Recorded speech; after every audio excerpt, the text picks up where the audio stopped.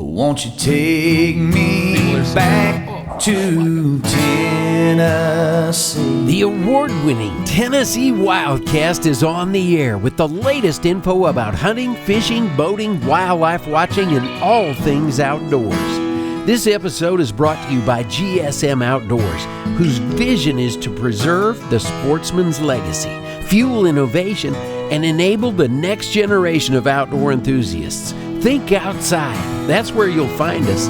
Now, make welcome your host, Jason Harmon. Hello, everybody, and welcome to this edition of Tennessee WildCast. We're glad you're tuning in. Thanks for watching, for listening. We got a great show lined up for you today. We're going to play a little music today, Don. Great show, yes. Yeah. Amazing show. And that's the voice of Lucas Hoge. He's our guest today, and he's already testified there. It's going to be an amazing show. Exactly. I told him earlier, it's not... hardly ever do we get a fellow Nebraskan on the show with us, So, Heck yeah, man. I'm really looking forward to this. Yeah, so if you're a new listener to the show, Don is originally from Nebraska. Yeah, about 50 years ago. Yeah, I've been in Nashville a long time now, playing music, and been with the agency for a long time too. And so we got a couple of Nebraska boys in here today. Yeah. All right. I'll say go Huskers. Normally I'm saying go Vols. I know, we got the Go Vols Big thing. Red. Yeah. I almost dug out my Nebraska flag that I fly on Saturdays sometimes, Nice, but I didn't get it done. So I'm sorry, Lucas. Next time. Next time. We'll do Absolutely. Something to look forward to. Definitely. Well, today's all about Lucas Hoge. We're going to dive into his career in music, and he's got a TV show called Hog Wild, and it's an outdoor hunting and fishing adventure show, so it's going to be fun to dive into all that today. But first off, Don, do you want to hit a radio station? Yeah, especially in Lucas's honor. He just recently played the Opry again, and so anyway, WSM, is one of our carriers on Saturday mornings at 6:30, and then every weekday you'll hear WildCast Extra as well. So anyway, good to have WSM and all our other radio partners on board. Definitely. We love our radio partners. We love our followers out there who follow us on social media, YouTube, Carbon TV. We're on Carbon TV now, so you can watch the show there. And then the podcast side of things. So go follow us on your favorite podcasting platform. This year we're doing a lot of giveaways, so stay in tune for those. If you like, subscribe, follow, comment, share. If you engage with us on our social medias accounts and things like that, we'll get your name in the hat. And we just had a great giveaway for the Predator calls and stuff that GSM gave us. So GSM Outdoors is going to keep us stocked up all year long for some great prizes. So. A lot more to come on those. Yeah. We got good stuff. It's great stuff. Well, Lucas, glad you're here. Excited to dive into your career a little bit and talk a little bit about how you got into the outdoors and music, and I guess just kick it off and share a little bit about yourself so folks who listen will know a little more. Yeah, well, I grew up in a super small town that you're familiar about, and right on the Kansas-Nebraska line, a little town called Hubbell, Nebraska. And when I left, it was a population of 44. So I think there's 43 now. I think it grew, actually. As soon as I left, more people started coming in. Oh, they heard about Lucas lived here, yeah. Yeah. And we had a small farm there. Mom and Dad still live on that little bitty farm. And Dad finally retired from ag. So, he's just kicking back and causing problems to my mom, I guess, now. But yeah, I still love going back there as much as possible. But me and my brother grew up, hunting and fishing with my dad and my uncles, and it was primarily my uncle Charlie, who's recently passed away, but he's kind of the one who got us into bird hunting. First off, upland birds, and man, he was a heavy hitter in that stuff. Pheasants Forever and all the members of everything, and me and my brother just took to it like a fish in water. Just loved it. And every year if opening day would come on a school day, we'd take the school day off and go hunting.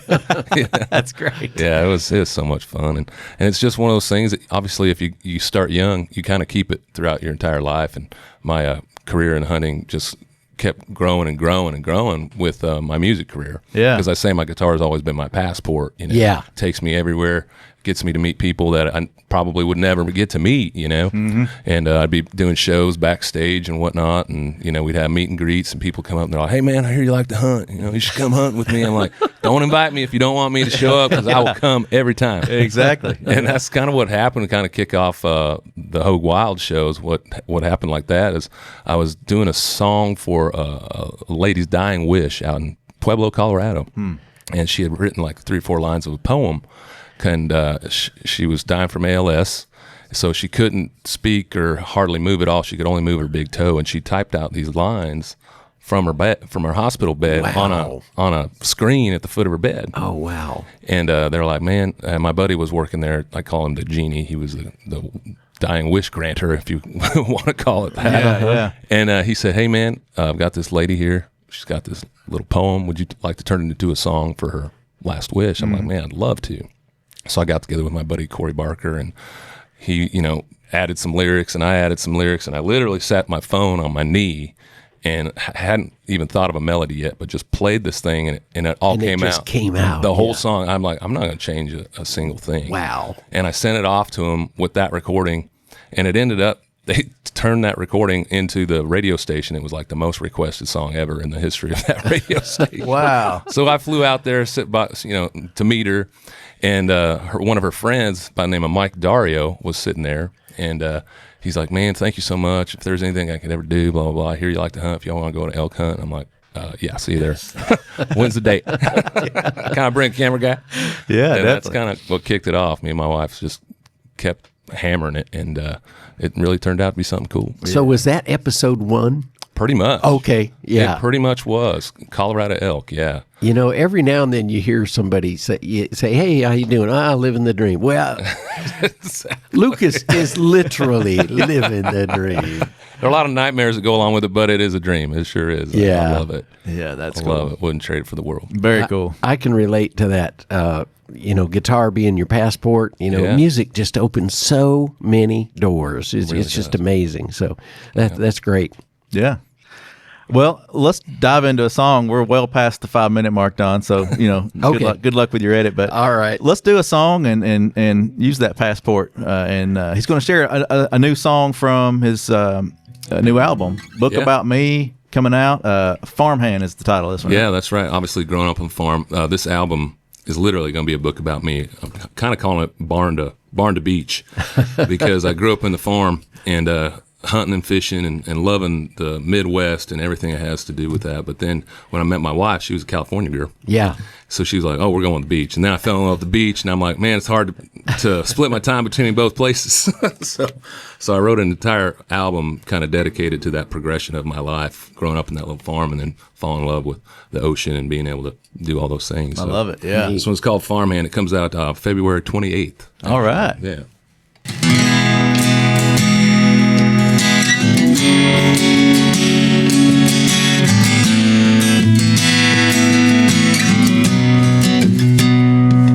Well, the sun ain't even up yet, and he's loading down a truck bed with 2x and 4x, some fence posts and barbed wire. The rain ain't letting up none, but he still gotta get the job done, 'cause plowing fields, what pays the bills, keeps turning them big tractor wheels. Around and round and around they go. Another lap, another pasture, another road. From his 4-H hat to his t-shirt tan, he's a spitting image of his old man. Spitting red man, chewing to a Pepsi can, working what's been passed down the best you can. Dog and born and raised on FFA, you can see it from a country mile away. He's got a hay hauling, corn picking, digging down in the land. The kind when you shake you can tell it's a farmhand.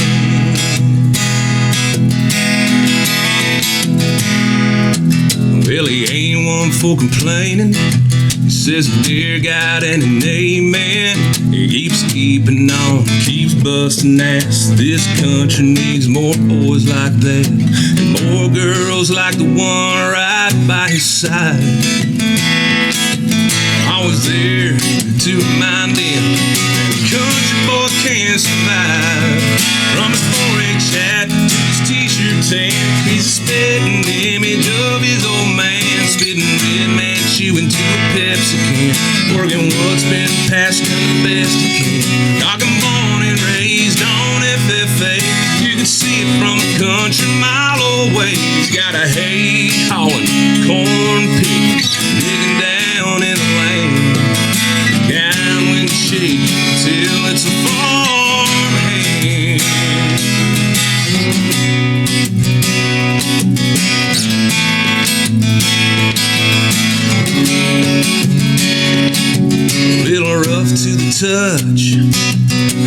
scar they own. No, it don't take much. One shake and you'll know. From his 4-H hat to his t-shirt tan, he's a spitting image of his old man. Spitting dead man chewing to a Pepsi can. Oregon was passed down the best he can. Talking born and raised on FFA. You could see it from a country mile away. He's got a hay hauling, corn picking, digging down in the land. Cow and shake till it's a farmhand. Yeah, there ain't no mistake, you can tell it's a farmhand. Yeah. There you go. Yeah, that's awesome. I say this a lot with guests on our show with the music that they write. The imagery is awesome right there, and I'm sure a lot of our listeners growing up on farms and in the outdoors, I mean, they can resonate with a lot of those lyrics. And Absolutely. The video plays in your head. yeah, Good. I was seeing it for sure. Exactly. And Awesome, then your introduction there talking about growing up in Nebraska, I could see all that jiving together there. Yeah. Absolutely. All my high school buddies, I still keep in touch with all of them when I go home, and they all took over the family farm or whatnot. Yeah. I've been sending them little snippets of it. Man, I want to hear that song, man. I want to hear that song. That's right. I mean, it fits. It fits. Hey, speaking of hometowns, tell us a little bit about the story. I noticed in your bio there's a mention about the hometown supporting you. Yeah. On the big send-off. They did a fundraiser for you. Yeah, it was one of those, it was just a cool moment. I've been singing around our county and our state for quite a while before I decided to take off, and it was kind of right out of high school, and went to college for a year at Milford, and then I was like, man, I'm going to try this for real, and I put on a little concert at the auditorium there in Chester, and invited all my band that I was playing with to play with me, and my brother to sing, and my dad to sing, and any other singers that we neat. played with, and Yeah. some of the women's club and my mom, and they all made quilts and they auctioned them off and made baked goods and auctioned them off and gave me all the money at the end, and it was really cool. And they just slapped me on the back and said, "Get on out of here, boy." Got you a good start. Yeah, it was pretty great. Yeah, Pretty great. hoping, wishing you the best and give you a jump start there to It really a successful helped, dude. career. Yeah, it was cool, man. That's cool. Did you see it coming? Did you know that was happening? Yeah. Yeah. I knew what we were trying to do, and they were everybody was really cool about it. Yeah. But I didn't know it was out front in the foyer. There was a quilt that my mom had made, American flag quilt and all that stuff. But everybody that came in, she had them write a little note on the back of that quilt, and I still have that quilt, hanging in my studio. It's really cool. Man, that's nice. All 50 Inspiration. people. No, I'm kidding. A few more than that. Shut But up. 44 now. Yeah, exactly. Oh, that's awesome. That's awesome. Well, tell us, we'll stay on the music track here a little bit. You're number one on the Billboard. Tell us about reaching that milestone there. Man, it was crazy, and it's crazy to watch how your live shows change when you get to those different levels of your ladder trying to grow, because it's hard to get people to come to a show regardless of who you are. And you even ask Blake Shelton, he's like, man, nobody even showed up to my shows until I had this third number one. I'm like, Yeah. exactly. Yeah. And I remember going back after I got that number one. It was the country album sales chart, which was really cool because I beat Chris Stapleton out and everybody, and I was like, man, this is I'm onto something here. Exactly. And went back and did a show back home, and man, there was probably 1,500 people showed up. I mean, in that little town, and we blocked off the road, the intersection down there by the grain elevator, and put up a big stage. And man, it was so much fun, and the career just started sailing after that. Those little milestones really help take you to the next one. Mm-hmm. Looking out in the audience and seeing lips moving with the lyrics, that's cool too. That's the ultimate, isn't exactly it? right. Man, that's when great. people know the music and come to love it and watch it, and and follow it was pretty incredible. And then you try and keep that momentum going, and it gets harder and harder and harder. Yeah, it's a fun business, but it can be a tough one sometimes. Yeah, too. it really can. Yeah. Well, you've talked a little bit about it. We've touched on it, but Hoge Wild TV show. Tell folks a little bit more about that, where they can find it, how they can watch it, and some of the exciting stuff that they're going to see when they tune in. Absolutely, man. It's a passion for me. I mean, I just love the outdoors and everything about it. I mean, I can't say enough great things. I mean, I just love sitting in a deer stand or duck blind or whatever, and I don't even have to shoot anything. I just love being outside. And the show spawned from that story a little bit about playing that song for that lady, and then my wife, coming from the film and TV background, that was her mission was like, you got to be on TV. We need to put you on TV. Cool, yeah. And the first show I was ever on was called Last Chance Highway. So I was rescuing dogs in the South, and about 180 dogs every week. And we were getting them to their new homes up in like the New England states. Because down here, all the shelters are overrun with dogs. Right. And up there, all the shelters are virtually empty because everybody, I want a dog. Yeah. In their little apartment. It's real nice. But but it spun from that, and that show went away, and I was like, man, I love TV. I loved what everything about it. So we started putting Hoge Wild together and just reaching out to all outfitters and just kind of starting my story that way, because like I said, that passport and that guitar-shaped case, man, it's taken me all over the world, from New Zealand to Saudi Arabia to Syria, to Jordan, you name it. Entertaining the troops. That's another big part of your career, isn't it? Yeah, and trying to hook up another tour to go back over, nice. Probably next year again. But I've done a lot when it comes to the music side of things, so I wanted to continue that outdoor adventure stuff, and it's really panned out and just played well in my life. Cabela's was one of my big sponsors out of the gate before I even had a series at all, and they were paying me to promote products and go all over the place wearing Cabela swag, and I loved them because they were Nebraska-based. Connection. Yeah, the Cabela family was amazing. Mary was such a sweet lady, and I opened up, I think, 55 of their stores when they do the big grand openings, and they knew how to do it, man. Oh yeah, it was incredible. There were 5,000-6,000 people waiting in the parking lot to get in. Yeah. So as a captive audience, I sat out there. We had a stage. I bring my band, and we'd perform for them for probably about an hour and a half before the doors open. And it was just so much fun. And I started talking to them like, hey guys, I want to do this TV show, and would you guys be my title sponsor? And they're like, absolutely, let's rock and roll. And it kind of sailed off from there. And like I said, just getting to hunt in the States was cool, and I'd never gotten to hunt overseas. And I had a kind of a 360 moment that just happened this year. We're filming for season 6, and I'm sitting on a mountain in Macedonia, about 7,500 feet, going after some chamois up there. And I look over, and I'm talking to my guide, speaks perfect English, by the way, and I'm like, it's like, is that a military base? I hear bombs and stuff going off. They're like, yeah, they're doing military training. I'm like, is that Camp Bond still? Or I can't remember the name, if that was it or not. And he's like, yeah. He's like, you been there? I'm like, yeah. Back in like 2009, I was flying over in Blackhawks, going all these little bases, and I flew over the mountain range that I was sitting on, hunting chamois. Oh, neat. And I'm like, flying and thinking back, I'm like, man, I remember going, that is a beautiful country. I'd love to see if I can hunt there, what we can hunt.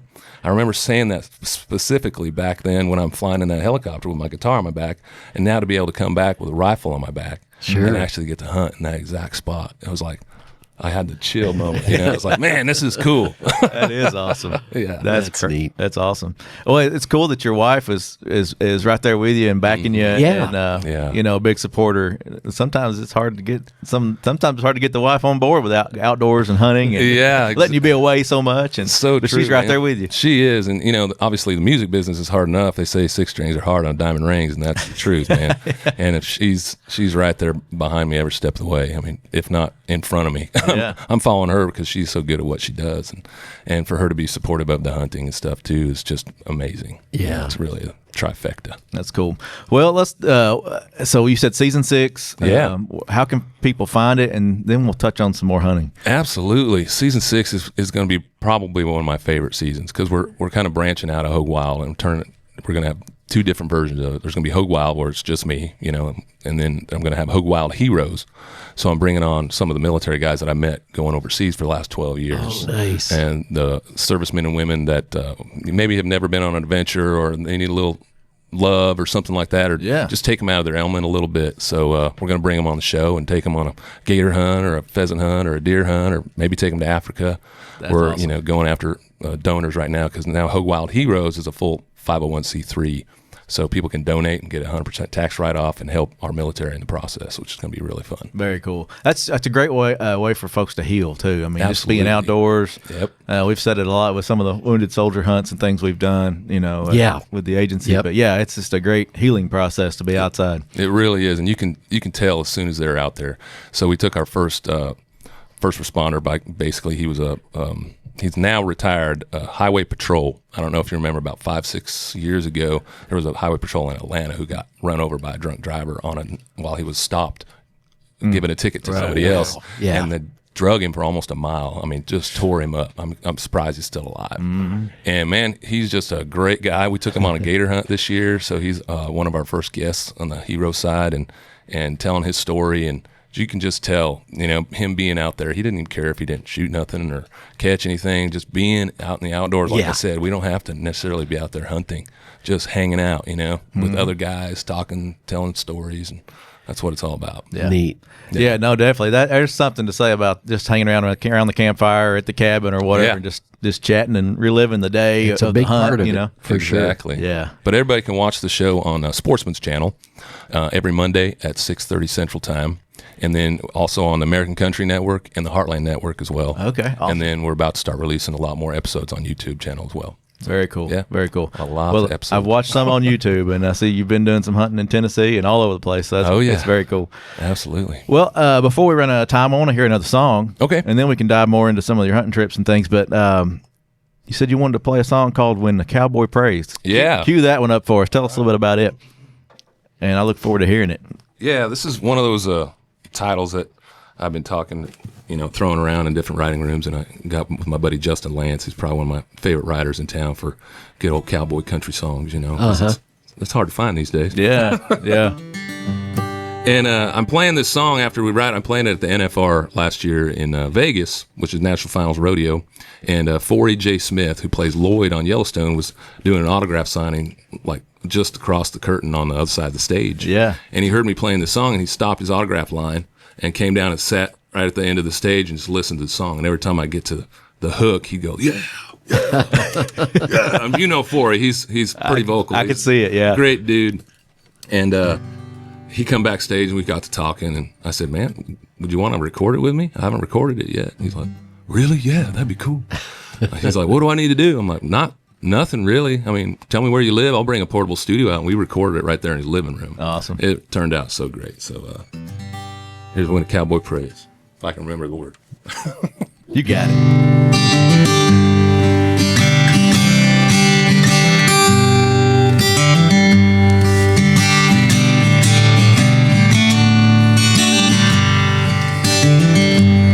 Between those iron horses and that devil's rope,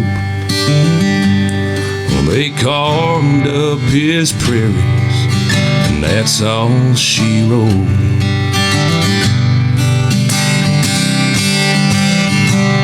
Well, now his way of life ain't a life anymore.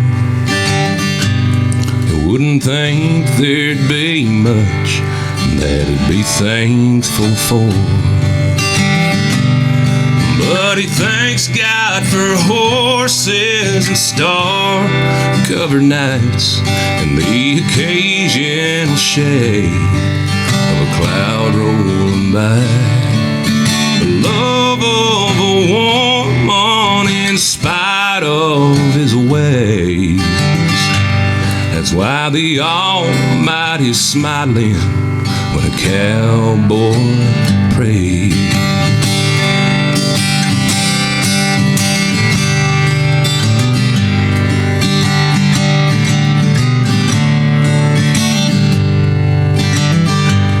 Now, even though he's been known to use his name in vain, and it's been ages since he's been to church on Sunday,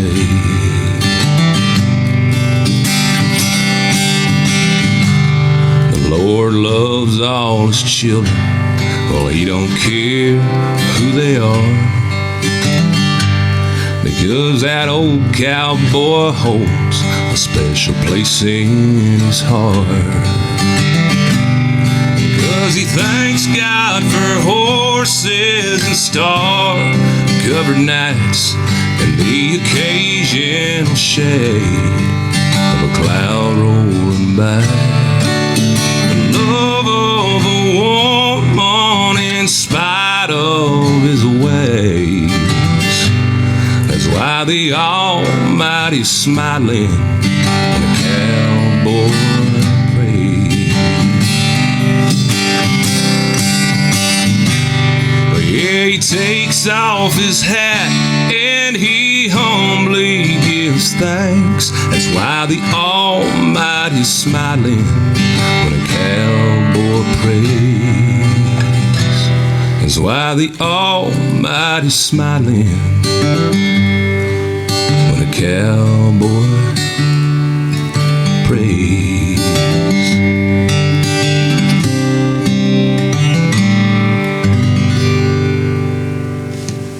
There you go.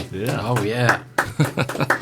Love it. Love In it. the wrong key, but that'll work. Hey, nobody knows. Nobody knows. It sounded great. Sounded great. Thanks, brother. Well, we're about to run out of time. I'm going to try to touch on some of the other things that you're doing. I mean, Absolutely. We talked hunting and fishing, but the Belize Songwriter Festival, I saw this on your Yeah. social media, and I'm like, man, this is really cool. So, in 2 Absolutely. minutes, tell us about it. Absolutely. So, obviously, Hoge Wild, we were down in Belize filming for an episode, and I brought a couple songwriter buddies on to be my guest, and we were staying at this beautiful, beautiful resort. And so I was like, hey, we're going to give away a songwriter night. So we propped up in the lobby and let them advertise for like 2 days while we were there, and said whoever shows up, free, whatever. And there's probably 300 people showed up there in that little town of Hopkins, Belize. Wow. And I was like, man, there's something here. We started a festival 4 years ago now, and it keeps growing and growing every year. nice. I bring down huge songwriters. I mean, I had Paul Overstreet last year. We got Robbie Clausen. I mean, Forrest Whitehead. Bringing Jamie O'Neill down this year. Wow. Greg Campbell. I mean, it's going to be an amazing lineup. We tell everybody, come down at least 2 days before the festival starts. It's May 23rd and 24th in Hopkins, Belize. Go to BelizeSongwriterFestival.com, and we'll help you book your rooms and book your adventure. And it's just an amazing time because everybody gets that one-on-one time just like this. Yeah. Hanging out with songwriters that have written hits.